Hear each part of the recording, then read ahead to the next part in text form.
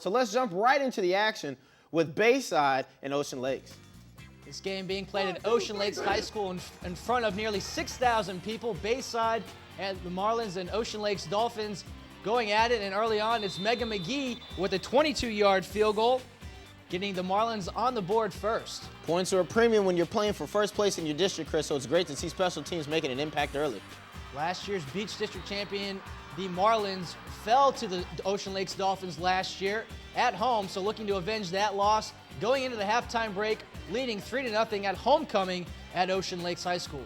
It's always great to have these type of games for the young men and young women of the high school being honored in front of such a large crowd. But back to football, Chris, and boy, was this an exciting game. In the second half, Bayside starting out with the football. Taqual Mizell running with power through the line, finds them blocking downfield, and picks up a big gain for the Marlins. Big gain there from Mizell, as you said before, trying to be a spoiler here on homecoming.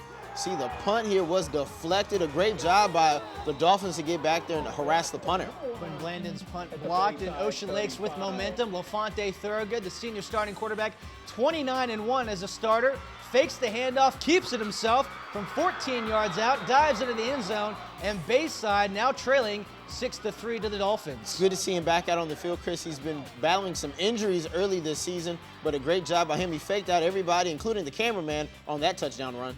The extra point, however, for Ocean Lakes would be no good.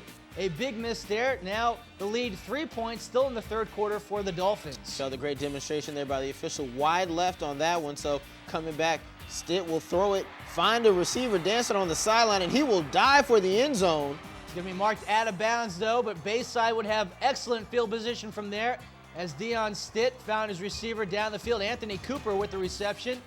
And it's a first down and goal opportunity for the Marlins. And that would set up this 3-yard touchdown run by Taqual Mizell. And Bayside regains the lead now into the fourth quarter, 10-3.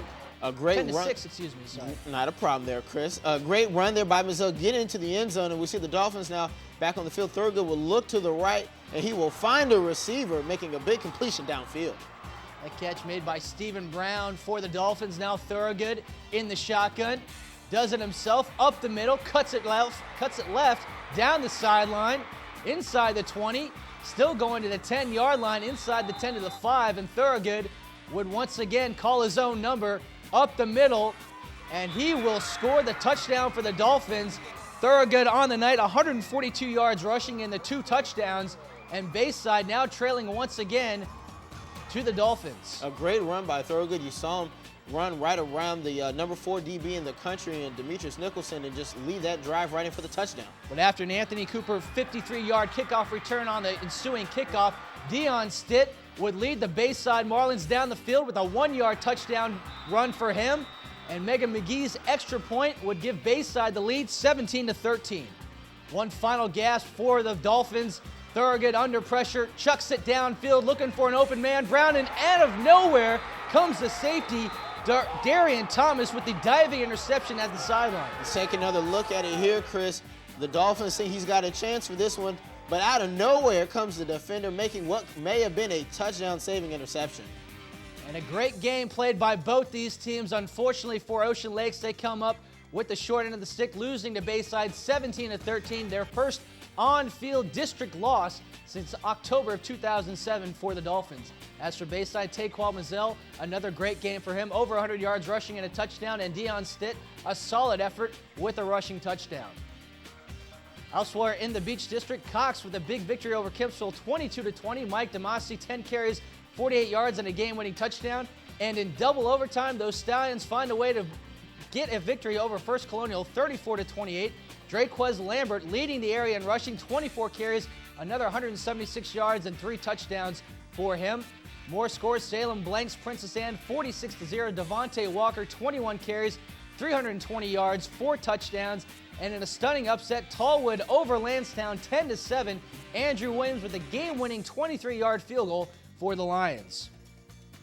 And now in the Eastern District, Booker T. Washington shuts out Maury 41-0. Dante Capers, 17 carries, 142 yards, and 2 touchdowns. And Lake Taylor gets by Wilson 14-9. Darian Walton, 28 carries, 112 yards, and a touchdown for the Titans. Churchland again all over Norview, 50-6, as they remain tied in second place in the Eastern District. And Norcom remains at the top of the Eastern District with a 48-7 drubbing of Granby. Jamal Wright, 13-16, 164 yards and 3 touchdowns to pace the Greyhounds.